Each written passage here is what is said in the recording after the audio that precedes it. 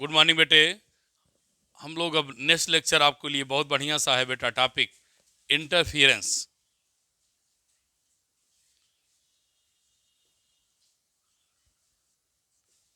Interference क्या है? Common बात है बेटे, मान लेते हैं हमने दो सरफेस लिया है। एक थिन लेयर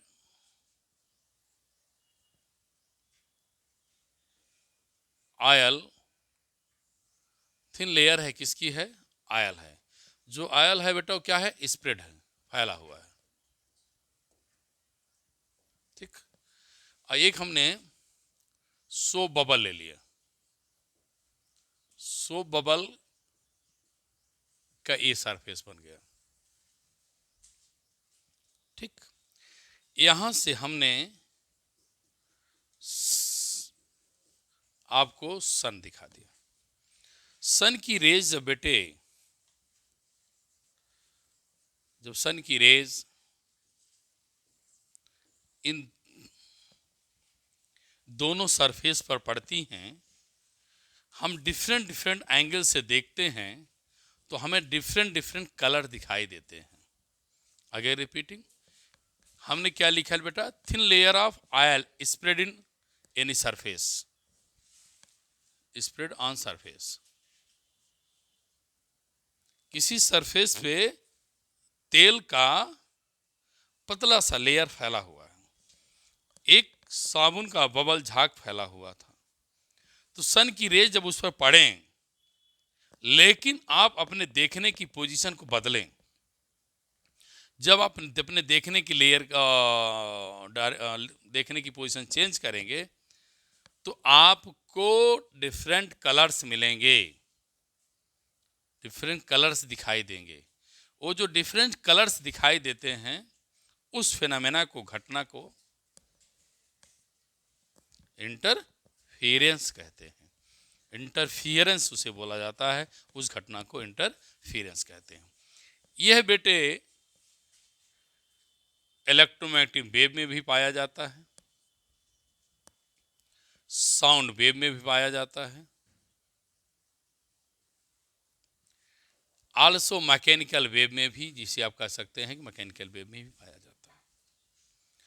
लेकिन शर्त यह है, मैकेनिकल वेव, इलेक्ट्रोमैग्नेटिक वेव, इन सब में पाया तो जाएगा, मेरी बात सुनना। लेकिन एक कंडीशन है, शर्त है। क्या? Amplitude of wave not too high. क्या बोला बेटा? Amplitude of wave not too high. Clear? लेकिन बेटे ये बहुत इंपॉर्टेंट पॉइंट है, एम्पलीट्यूड उसका ज्यादा नहीं होना चाहिए। लेकिन अगर लेजर लाइट ले लें बेटा, लेजर लाइट जो डाली जाती हैं वहां पर ऐसे डिफरेंट कलर नहीं दिखाई देते हैं। But laser no laser light have no interference because have, बोलो अब समझ के, क्या? With high amplitude. क्या हो जाएगा? High amplitude. अब बेटे लिखो इंटरफियरेंस ऑफ लाइट। सुनिए, इंटरफियरेंस लाइट से पहले आप ये समझ लीजिए सुपरपोजिशन वेव क्या है, तब इंटरफियरेंस कंस्ट्रक्टिव और डिस्ट्रक्टिव बताएं। तो पहले लिखिए आप superposition of wave, superposition of wave, तब इंटरफियरेंस लिखो। When two or more wave, when two or more wave superimpose to each other,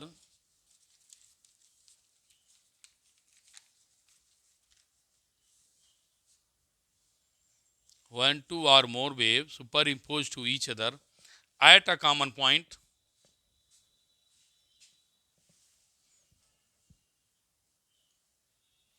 of the medium,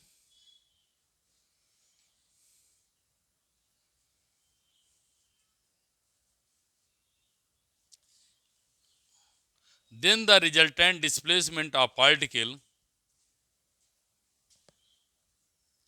then the resultant displacement of particle is equal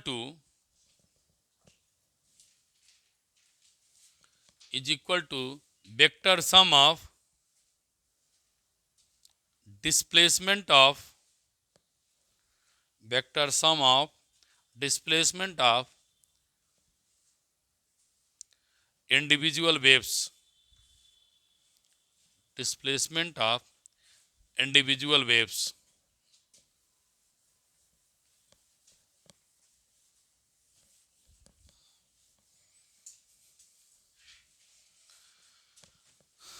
ऐसे लिख लें y equal to y1 y2 y3 dot dot y1।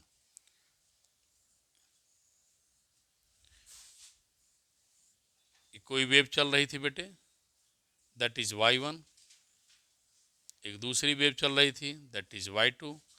After superimpose that form y equal to y1 plus y2।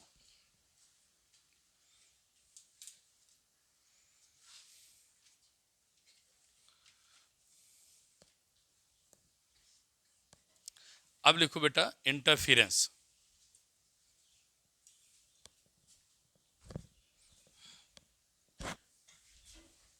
अब आप लिखो interference क्या है। पहले एक छोटी सी डिफिनेशन लिख लो।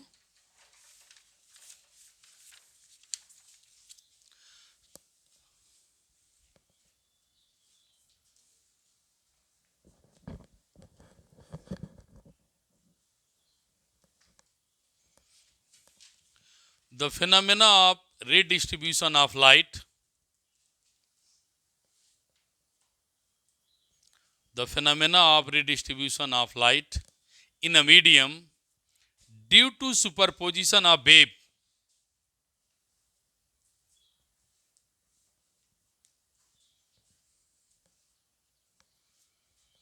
due to superposition of wave from two sources of light,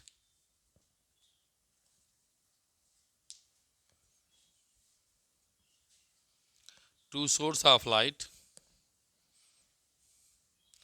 is called interference of light, is called interference of light।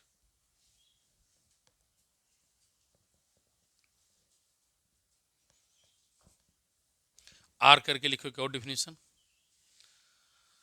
इसको अच्छा समझ लो क्या है। जैसे बेटी अगर मैंने जो टार्च ले लिया, दोनों को मैंने लाइट को ऑन किया, जब वो कहीं पर गिरेंगी तो सुपर इम्पोज हो गई।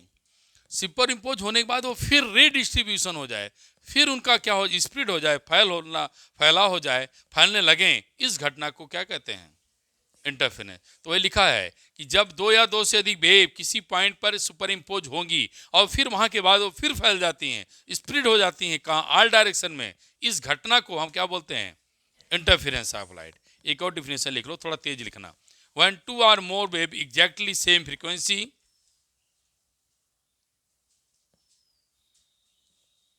same frequency, same direction, same frequency, same direction, traveling in a medium, traveling in a medium,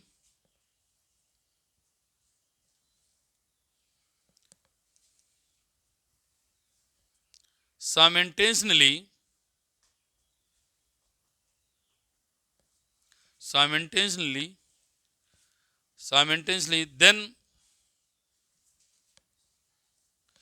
due to superimpose या due to superposition,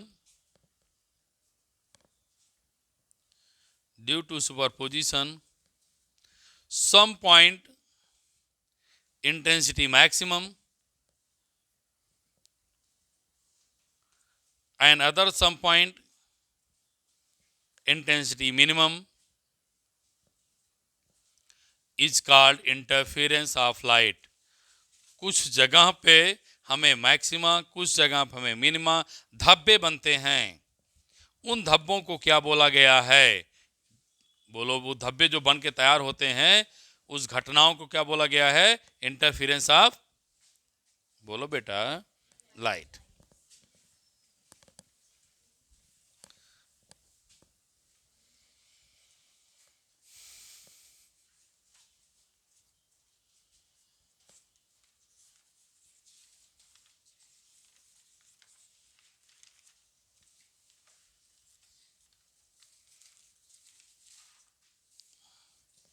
अब लिखो टाइप्स।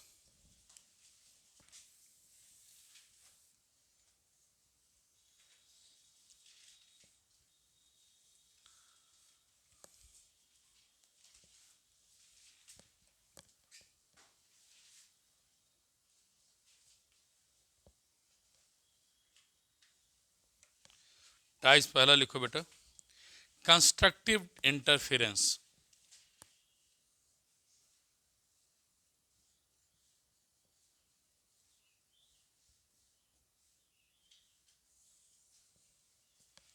Constructive interference.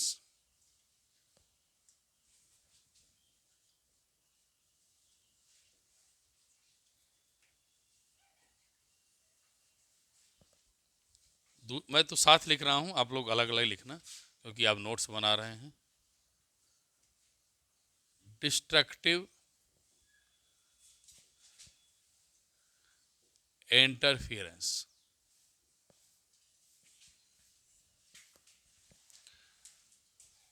इसको मैं अपनी भाषा में लिख देता हूं, ब्राइट, जहां पर ब्राइटनेस हो और जहां क्या हो बेटा? डार्कनेस। Brightness and darkness. जहां पर चमकीला होगा, लाइट होगी, अंधेरा नहीं होगा, वो कंस्ट्रक्टिव इंटरफेरेंस होगा। और जहां पर डिस्ट्रक्टिव होगा वहां मिनिमम इंटेंसिटी होगी। अब पहले इसको लिखो, क्या है constructive? When wave meet a point, when the wave meet a point with same phase, with same phase, the resultant at a point becomes maximum.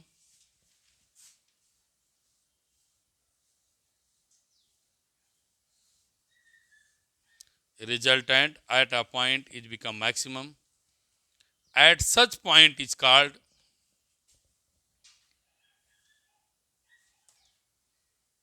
constructive interference.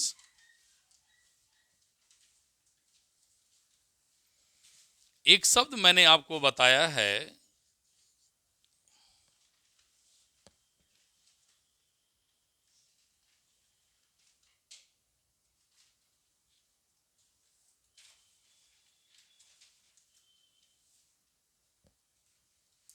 आगे बढ़े। एक शब्द इसमें बताया है सेम फेज, बोला है ना, अंडरलाइन करो। चलिए, जब दो वेव सेम फेज में चलेंगी तो उनके बीच एंगल क्या मिलेगा? जीरो। यहां से इसका की पॉइंट है, एंगल क्या मिलेगा? जीरो। इसका जनरल टर्म लिखेंगे बेटे 2n पाई। जनरल टर्म क्या मिलेंगे? 2n पाई। इसको लर्न कर लीजिए, जीवन भूलिए नहीं, सब बोर्ड पूछा है, ये भी बोर्ड पूछा है बेटे, ये भी एंगल पूछा है। जितने पॉइंट्स लिख रहा हूं आप मत सोचिए नहीं पूछ रहा है। Delta phi equal to 2 pi upon lambda into क्या होता था? Delta X. तो 2n pi 2 pi lambda into delta X. 2 pi cancel, delta X equal to क्या? n lambda. डेल्टा एक्स क्या है? पाथ डिफरेंस, 11 पढ़े थे, क्या है ये? Path difference. ये आपका रिलेशन 11 में पढ़ाया गया था। ये क्या है? आपका फेज डिफरेंस। तो ध्यान रखिए, जहाँ पर कंस्ट्रक्टिव इंटरफेरेंस होगा, जहाँ पर कंस्ट्रक्टिव होगा वहाँ फाई 0 होगा, जनरल टर्म 2n पाई होगा, पाथ n लेमडा होगा। n की वैल्यू कहाँ से स्टार्ट की जाएगी भी ध्यान रखना, n 0 1 2 डॉट डॉट n। ये आपको मैंने दे दिया। इसमें आइए, लिखा तो दिया ना, मैं पूरा बता दूं तो आप लोग लिखिएगा। चल लिख लो लिख लो लिख लो।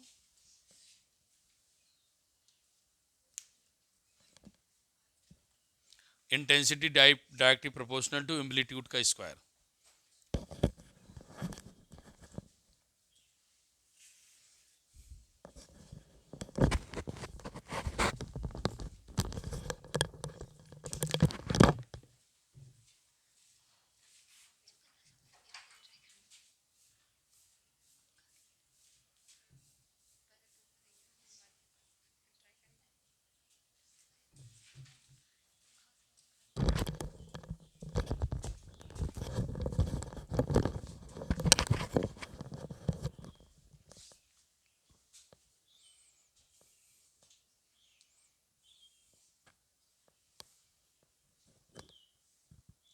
आगे बढ़ें, जल्दी करो जल्दी करो।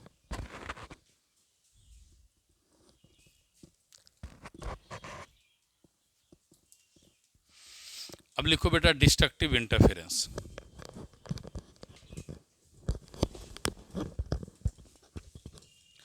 When the waves meet a point,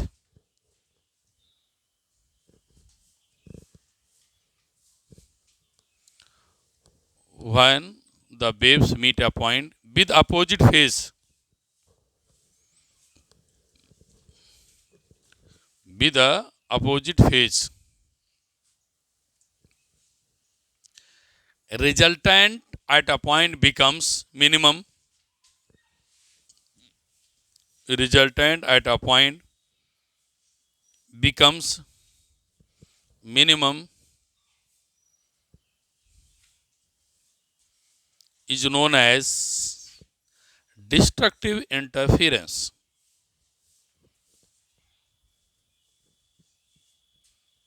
Destructive interference।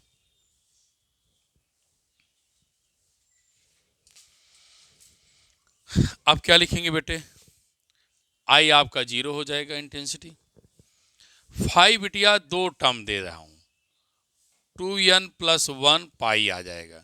जहां यहां 2 पाई था वहां क्या हो जाएगा, प्लस हो जाएगा। ध्यान रखना ना, क्या हो जाएगा, प्लस हो जाएगा। और अपोजिट फेस है, फाई कितना मिलेगा, 180। तो पहला पॉइंट 180, दूसरा पॉइंट 2n पाई। जब 2n पाई लेंगे तो n की वैल्यू 1 2 3 से स्टार्ट होगी। लेकिन कोई ऐसे भी लिख दे, आर करके लिखे रहा हूं मैं, 2n - 1 पाई ले ले। ध्यान रखना, प्लस लिया है तो 0 से स्टार्ट करेंगे, सॉरी, प्लस रखेंगे तो 0 से, माइनस रखेंगे तो 1 से स्टार्ट रखेंगे। ऐसे याद रखिए, आपका काम है। माइनस में से एक कम कर दो, 0 आ जाए, ठीक है। और प्लस है तो 0 को भी ले लो, प्लस माने सबको इंटीग्रेट कर लो, 0 ले लो, 0 भी ले लो, ठीक है। अब बेटा ये तो हो गया, ये भी लर्न करना है। दोनों सही है, जाए इसको भी कहे जाए इसको। कोई ये भी बोलेगा तो उसको 0 से स्टार्ट करना पड़ेगा, -1 बोलेगा तो उसको 1 से स्टार्ट करना पड़ेगा। अपोजिट फेस है, अपने आप जान रहे हैं आप, ये एंगल बनेगा। पाथ निकाल दें, डेल्टा फाई क्या, 2 पाई लेमडा इंटू क्या, डेल्टा एक्स, ऊपर वाला ही रख दो, 2n + 1 पाई 2 पाई लेमडा इंटू क्या, डेल्टा एक्स। पाई पाई क्या हो जाएगा, cancel, 2n + 1 lambda by 2 = delta x. अब n की वैल्यू, कहाँ लिखे, प्लस है तो 0 से, 0 1 2 डॉट डॉट n आ जाएगा। ये आप लोगों को मैंने बेटे कंप्लीट करके दे दिया है। अब आगे डेरिवेशन पढ़ेंगे, इंटेंसिटी कैसे निकालेंगे, इंटेंसिटी निकालेंगे, फिर उसको केस निकालेंगे, बहुत सारे न्यूमेरिकल्स कराएंगे। वो वीडियो कम से कम, उस टॉपिक वीडियो कम से कम 3 वीडियो बनेगी, तब जाके आपको मैं इंटेंसिटी प्रूव करूंगा। तो आधा आपका वेब ऑप्टिक्स कंप्लीट हो जाएगा। Thank you class. खुश रहिए, मस्त रहिए।